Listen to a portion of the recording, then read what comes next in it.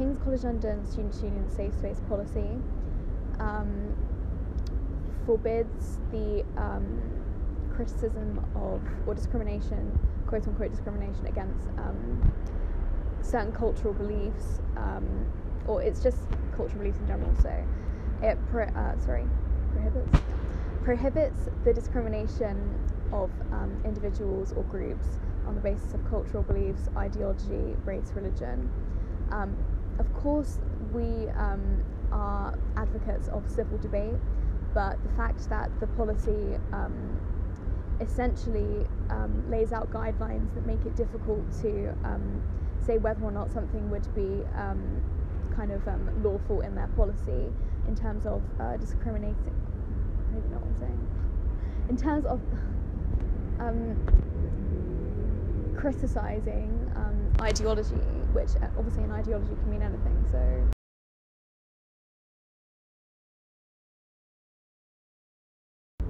I mean, luckily at King's, we haven't really had instances of people being banned or no platform because of the safe space policy, but the fact that the wording is there in the policy means that it can be subject to arbitrary use. So a lot of the arguments we were hearing from people who are against our campaign is that it hasn't been used, but the fact is that it hasn't been used yet.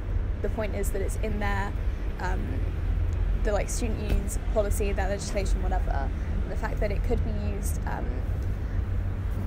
to claim that certain speakers or groups that have been invited threaten certain ideologies is obviously an incredibly vague, and I believe it's probably deliberately vague so that it can be used maybe at the whim of whatever ideology the student union is subject to at that point in time. Yeah, you can take a guess at what that could be. Well, there was an Israel boycott talk this year or something, wasn't there, and they were talking about how it was alright to be violent with Palestinians or something, and no one. Yeah, there were safe space marshals there, wasn't there? There are events frequently that sort of. There are events frequently that are basically openly calling for the boycott of Israelis in terms of academic institutions, cultural institutions, everything, and also openly calling for violence against Israelis. There was a speaker last year that was pushed on the subject. A friend of mine asked a question. She literally just said to the speaker, "Do you condemn innocent children and women being killed?" She didn't, obviously soldiers is a different matter, that's something that perhaps could be up to debate, but even just sort of innocent civilians, she asked the speaker what she thought about that. And this speaker, this was an event where there were safe space marshals present, the safe space policy was active. The speaker responded by saying that, that was a stupid question and that she wasn't going to answer it. And if you look at what the safe space policy says, I think that's clearly in violation of it, and perhaps even goes further than it, because it's actively sort of condoning violence and creating an atmosphere where students aren't just physically unsafe in terms of emotions, but actually physically unsafe in terms of their physical safety. And so I definitely think that the problem with the policy is that it can be applied so subjectively. It's not something that you can be objective about in any way. It's something that can be interpreted based on the people that are implementing it, based on the safe space marshals in the room, and I just think it's very difficult for a policy like that to be in place and to be applied fairly in a way that doesn't discriminate against certain groups and their physical safety. The wording of it, as we say, for example, we prohibit discrimination against certain cultures or cultural beliefs. A cultural belief can be absolutely anything. It could be something that we could abhor or we could agree with, and for example, if there were to even be more stringent guidelines, then that would mean that they were following those. But the fact that it's just the individual's interpretation, who is being paid for by our tuition fees in the student union, and partly by, they get grants from the government and things like that, to kind of decide whether what is happening in the room is, pleasant to their own opinions or not. And the fact that it has been applied in certain circumstances, like at the Jacob Rees-Mogg event, with people the safe space marshals handing out posters, sticking on the wall, handing them to all the students. And then we have things like Palestinian activists breaking windows and no action is taken. It shows you that it is dependent upon how they would like to implement it, whether it suits them.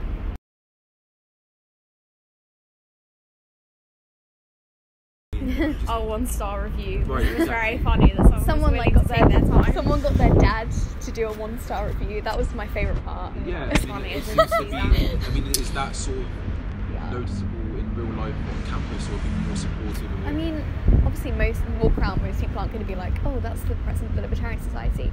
And I've managed to put 3 posters up so far, and no one's actually torn them down, which is good. But in classes and stuff, especially, maybe it's just because, I don't know, we do like art subjects or whatever, so it's always going to be maybe more people that are more left-wing, so not always, but you know, they're going to be more supportive of like the student union policies. But there's been a tab article of going around on campus asking people what they think, and you know, that kind of thing, when they write it, hold it up, and obviously it's not like an accurate necessarily like survey of the student population, but the fact that all but one of them out of about, I don't know, 8 people possibly that they asked, even though it's slightly anecdotal, they were all pretty supportive of our campaign to abolish the policy, which I was surprised by, obviously in a good way. And I've had people come up to me who I know aren't even interested in politics, who say, yeah, we agree, because you know, people should have the freedom to discuss whatever ideas they want, whether people want to be offended or not, that's on them rather than the speaker or us, right?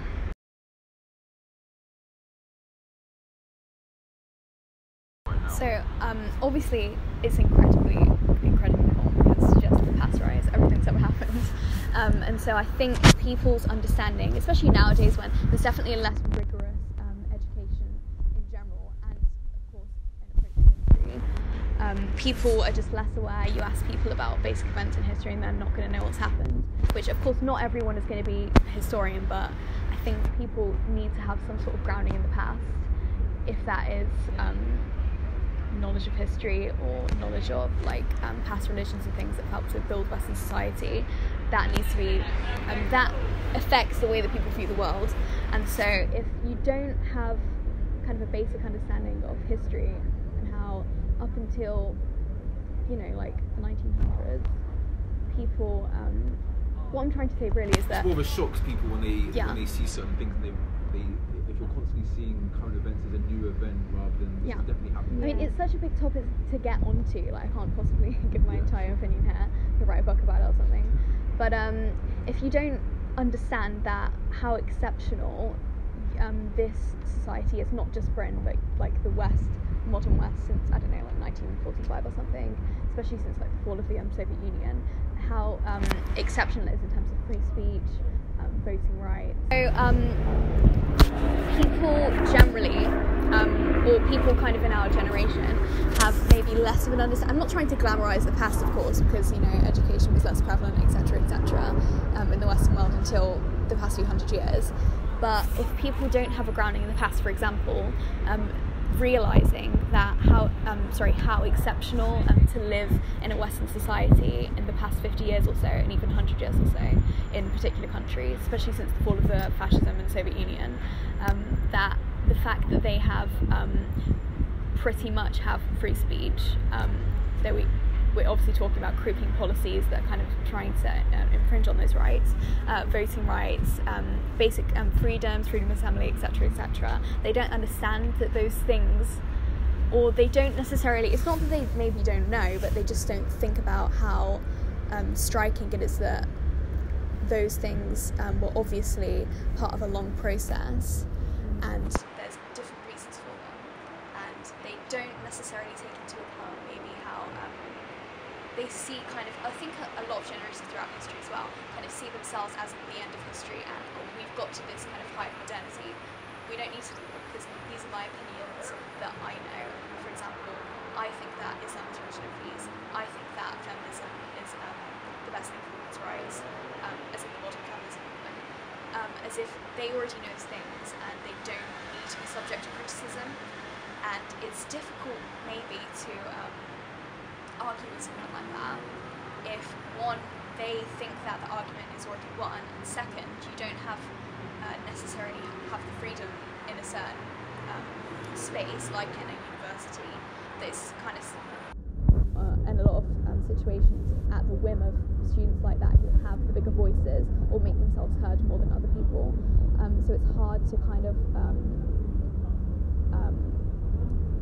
to defend free speech when you're in a situation where you're not really being given the chance to. I just want to say briefly on that point, I think that's why it's so important that we sort of take action against the safe space policy now before it seeps into classroom debate, because at the moment we're very lucky that there's no safe space policies active actually during our lectures, but there's definitely still a culture, as Georgia was saying, where I think people feel reluctant to question these sort of ideas that we sort of hold up as being like a moral standard that everyone's accepted, when actually history, as we can see, in order for progress to be made historically, we need to have a strong discussion of ideas, and that will sometimes call for ideas that people find offensive or that people find, discriminate against their current ideology. And I think it's so important, therefore, to make sure that the safe space policy is stopped now before it goes into sort of overriding debate in the classroom and in lecture theatres. There's just been a politicising of racial identity, ethnic identity, religious identity, as if certain religions and certain races can only think these things, which is obviously a form of racism and discrimination in itself, but because it maybe comes from more of a leftist tradition of those things, it's thought to be less abhorrent than if it were to come from like obviously like a totalitarian right-wing perspective. And also it's just like Tamara was saying about, we're lucky that we don't have any sort of policy like that in the classroom or in the lecture theatre at the moment, and people could call what we're talking about alarmism, wanting to abolish the policy, but I think it is the issue of the fact that it can get worse, and that really there's no stranglehold to say that it won't. So yeah, and it's also the idea in principle that we're against, not just in practice. Like, just because we haven't had no platforming policies in practice doesn't mean that we should just accept something that we find morally wrong because it hasn't affected us yet. Like, we should be against the safe space policy because what it says is fundamentally contrary to freedom of speech and to everything that the university stands for, and that's really important to remember as well. Ad hominem seems to be the resort of so many people who claim to be intellectuals, especially with, for some reason, there seems to be some sort of obsession with bringing up Brexit and Trump in lectures, in seminars that have absolutely nothing to do with it. For example, England in the 1200s is one example. Apparently Simon de Montfort is comparable to Nigel Farage. Yeah. I feel like the way that lecturers bring it up, they just sort of mention Trump as if it's really funny, and that they sort of accept that every single student in the room thinks that Trump is sort of the worst thing to ever happen in history. And, you know, I just feel as though it just really shuts down the debate when a lecturer sort of puts forward this opinion and just expects everyone to sort of think the same as themselves. And I'm not saying that we should defend Trump in any way, but I just feel like we need to be able to debate these ideas, and lecturers should be open to their students thinking whatever they want, not that they'll agree with them, and not, you know, they shouldn't treat Trump as sort of some funny joke that we all accept that he's just a funny guy that we can laugh at. Like, we should actually have an academic debate about it. It's almost like a form of social initiation or like cultural capital. They use it to try and make themselves look funny when it requires like no wits or cleverness to just say, oh, Trump, the crazy person, or oh, Brexit, oh, the racists voted for that. They don't need to actually have any facts or any humour. It's just kind of something they splash in there to make themselves look better. In front of others as well, and everyone's sort of conformed to this. Especially, you know, like young people, like, oh, I have the same views as you, I'm down with the kids. Like, it's just embarrassing. The double thing that just seems, I hate to always, you know, bring up George Orwell, but he's so poignant in a lot of circumstances.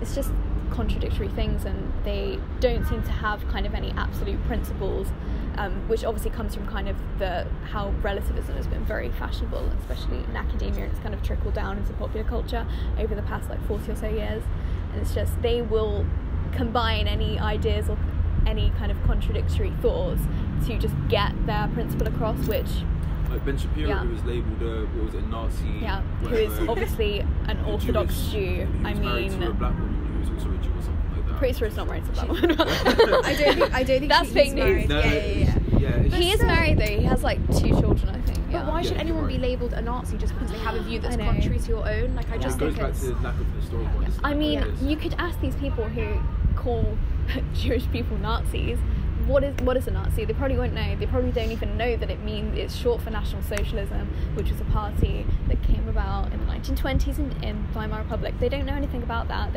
It's just kind of a term that's just been so kind of popularised that it's lost its meaning. Really what the speaker would be speaking about, or what really he talks about in general. I mean, you see loads of videos of the protests, and they ask, I mean, what? Yeah, I've seen things like that. Yeah, the speakers and stuff, and no one really seems to know. It's like, oh, they're a racist. Or... Yeah, it's all pretty. I think it's also that it's just become such a fashionable thing, just to sort of, you know, be against anyone who's vaguely right wing or who vaguely has a different opinion to your own. And I just think that's something that's so difficult and just so challenging at university, because it's so damaging to academic debate if there's this sort of idea that anyone who doesn't fit within this sort of tiny echo chamber of radical, I mean, in my opinion, radical left-wing ideas, anyone who doesn't fit into that is an extremist, is a Nazi.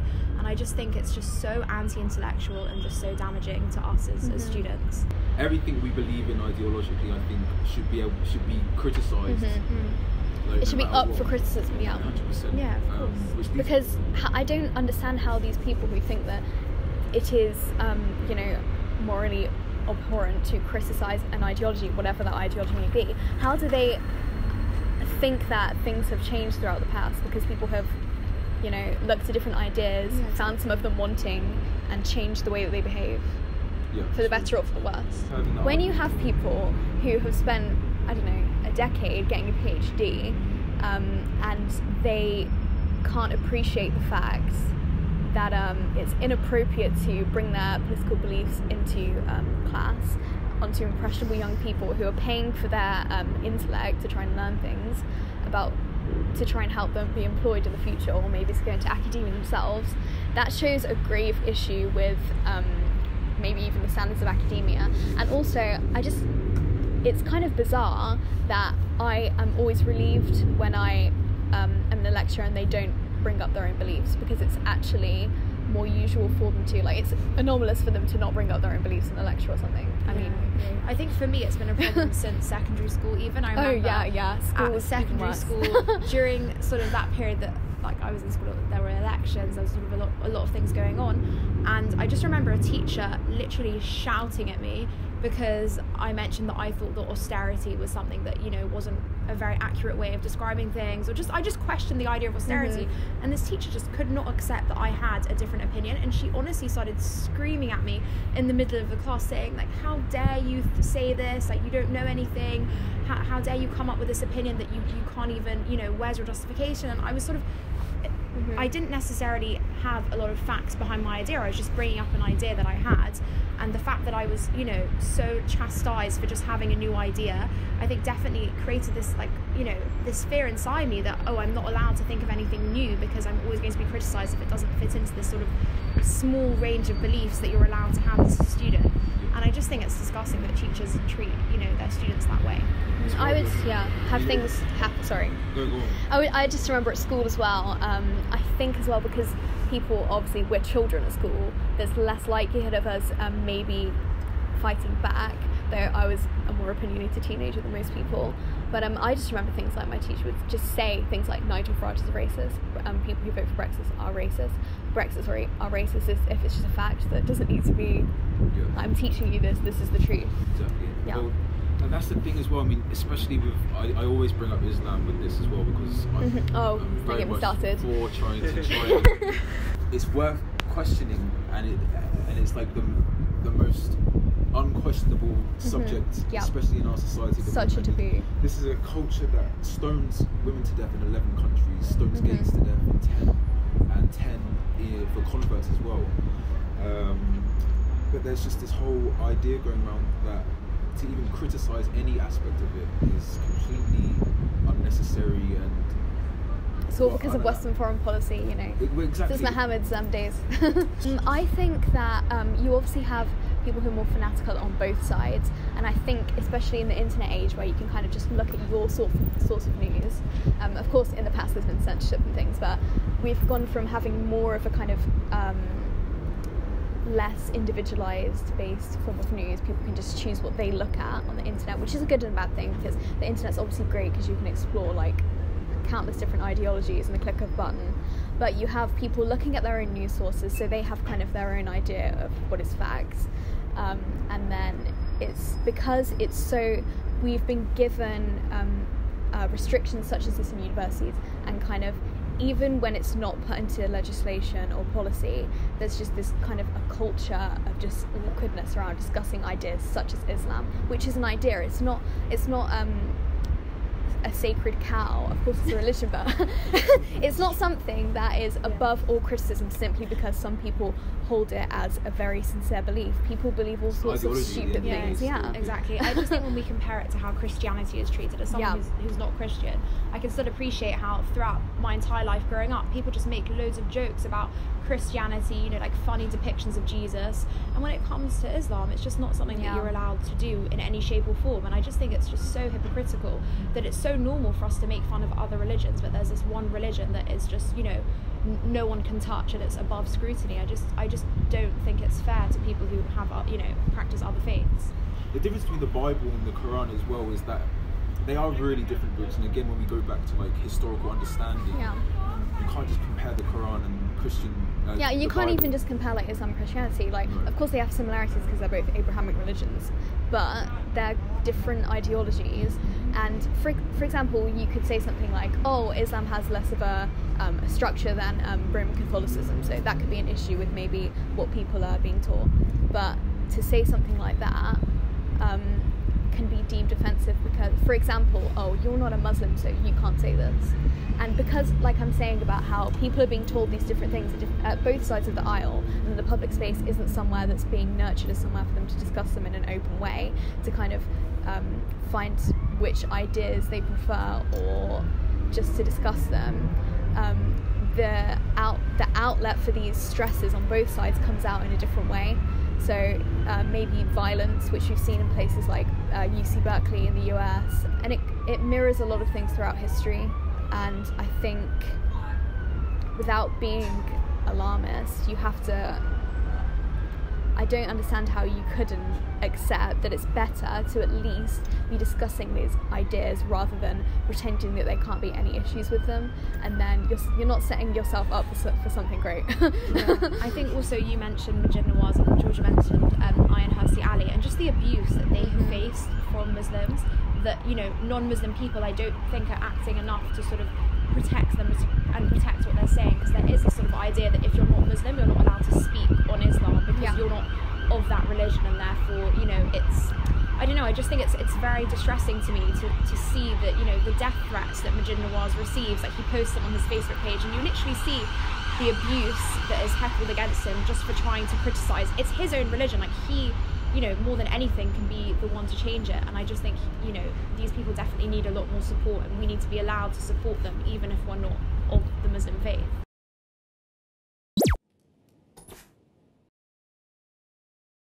And put it forward as a motion. Like the way it works is that you have to like create like a motion or like a petition, and you have to, you know, include within that like we would like the safety policy to be removed. And that's not something that we've directly done yet because we want to try and do it in the right way, because obviously the student union is not going to be happy whatsoever. But I think that's definitely our end goal. Like we want to carry this through, you know, fully, and actually realise, you know, I think we've seen a lot of support, as Georgia was saying before. We really have seen a lot of support for the campaign on social media, and some people contacting us and articles being written about it. And I think we need to take all that support and actually do something about it, and show that it's not just left for the students on campus that can make a difference. Like our student union should be representative of all different opinions, not just the opinions of one certain group. And I think in order to do that, we need to really, like, you know, pass this motion through the student union. So, I'm in the process of writing an article / kind of short piece about, I'm not sure how long it's going to be, about freedom of speech in general, and kind of the philosophical background, historical background, why we should be defending kings in particular. So I'm not sure where I'm going to take that to, maybe like a national newspaper or something, but we just really want to spread the message and then try and get as much support for what we're trying to do with actually abolishing it through via the student union, which is obviously going to be difficult because it's one of their policies, but, you know, I think it's worth trying, so.